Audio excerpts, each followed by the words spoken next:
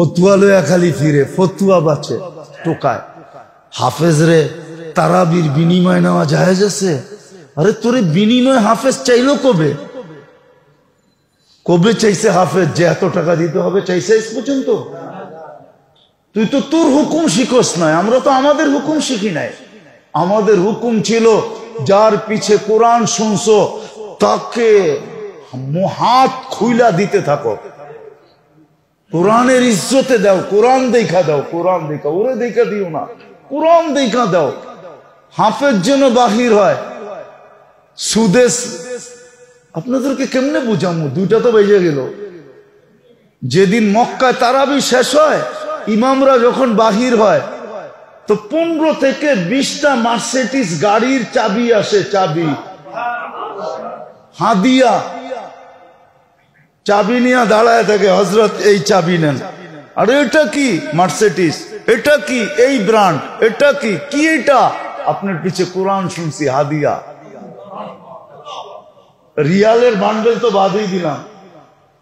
আপনার হুকুম তো এটা ছিল যে হাফেজকে হাদিয়া দিয়া এত দাও। ও তো চায় নাই। ফতুয়া জিগায় তারাবি পড়ায়া টাকা নেওয়া জায়েজ আছে? তুই হাফেজের ফতুয়া তুই জিজ্ঞেস করস কেন? তুই তোর ফতুয়া জিজ্ঞেস কর যে তারাবি পড়তেছি, আমার উপরে হুকুম কি বলেন। ও জিগায় হাফেজ একটা, ঠিক না? হ্যাঁ, ওই কাহিনীর মতো বলে অমুকের পোলায় পশ্চিম দিকে মুখ কইরা পেশাব করলো, ওইটা জিজ্ঞেস করে না। ওইটা জিজ্ঞেস করে, কিন্তু ওর পোলায় যে ডেলি করে এটা জিজ্ঞেস করে না। যে আমার পোলা পশ্চিম দিকে মুখ কইরা পেশাব করে, এটা জায়েজ কি জায়েজ না, এটা জিজ্ঞেস করে না। ও জিজ্ঞেস করে আঙ্গুল উঠে, আপনার পোলা পশ্চিম দিকে মুখ কইরা পেশাব করে কেন? ও জিজ্ঞেস করতেছে হাফেজেরটা যে তারাবির পরে হাফেজরে টাকা দেওয়া, টাকা নেওয়া জায়েজ আছে কিনা। তুমি হাফেজেরটা কেন জিজ্ঞেস করো? তুমি তোমারটা জিজ্ঞেস করো যে আমাকে হুকুম কি দিছে কোরআন। আমাকে তো হুকুম দিছে 2 হাতে দাও, হাদিয়া দাও একে 2 হাতে, কোরআনের ইজ্জতে দাও। কোরআনের, কোরআন কালকে বলবে আল্লাহ আমাকে এত ইজ্জত করছে, আপনি ওরে একটু ইজ্জত করবেন না। কোরআন যেন আমাকে বলে যে আল্লাহ আমাকে এত ইজ্জত করছে প্রতি রমজানে, আপনি একটু ইজ্জত করবেন না। তো আল্লাহ হাসি দিয়া বলবে তুই যখন পক্ষে, আমি বিরুদ্ধে যাই তো যাই কি করা? তুই তো, আমি বিরুদ্ধে যাই কি করা? উচিত ছিল এটা জিজ্ঞেস করনের। আমাদের ফোন করে জিজ্ঞেস করে হাফেজে তারাবির পয়সা নেওয়া জায়েজ আছে? আল্লাহ মাফ করুক। এই জন্য মেরে দোস্ত, ফেতরা এখনই দেন, মন খুলা দেন, সমর্থের ঊর্ধ্বে দেন, গরিবদেরকে তালাশ করা দেন, আত্মীয় স্বজনের ভিতরে তালাশ করেন। আপনি হয়তো দেখতেছেন পাশ দিয়া গেলে গিয়ে গ্রান আসে, আপনি ভাবেন ডেলি মনে হয় ঘি দিয়া খায়া আসে।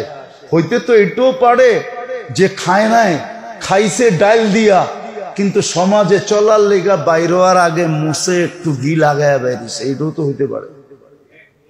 মনে বোঝেন নাই? না বোঝেন নাই? এই কাহিনী শুনছেন কোনোদিন? শুনেনও তো নয়।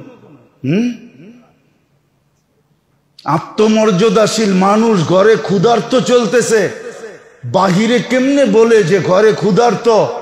তো ওই বাহির হওয়ার আগে ওই যে কোনায় একটু ঘি লাগা রয়েছে, ওইটা হাতে লাগাইয়া একটু মুছে লাগাইয়া মুখে একটু লাগাইয়া বেরিয়েছে, যাতে প্রতিবেশী পাশ দিয়ে গেলে ঘিয়ের ঘ্রাণ পায় আর বলে না ঘি দিয়া তো মাইরা আইছে। আসলে কিন্তু ক্ষুধার্ত ছিল। এরকম আমাদের আত্মীয় স্বজন বহুত আছে, পাড়া প্রতিবেশী বহুত আছে যে মুছে ঘি লাগিয়া বাইরে, বাহিরে জানতে দেয় না, খবর নন ভিতর থেকে। থাকলে 2 হাতে খরচ করেন ওর উপরে, টাকা যাবে। আজকে যদি দুনিয়ায় কিয়ামত হয় কালকে সকালে, বলেন আপনাদের ব্যাংক ব্যালেন্স কোন জায়গায় যাবে? জান্নাতে যাওয়ার পরে দিবে, ঠিক না? কোথায় যাবে ব্যাংক ব্যালেন্স? কোথায় যাবে ঘরের গচ্ছিত সোনা? কোথায় যাবে সম্পদ? বলে দুই হাতে খরচ করেন, সমর্থের ঊর্ধ্বে দেন। আল্লাহ আমাদেরকে আমল করার তৌফিক দান করুন। ওমা আলাইনা ইল্লাল বালাগ।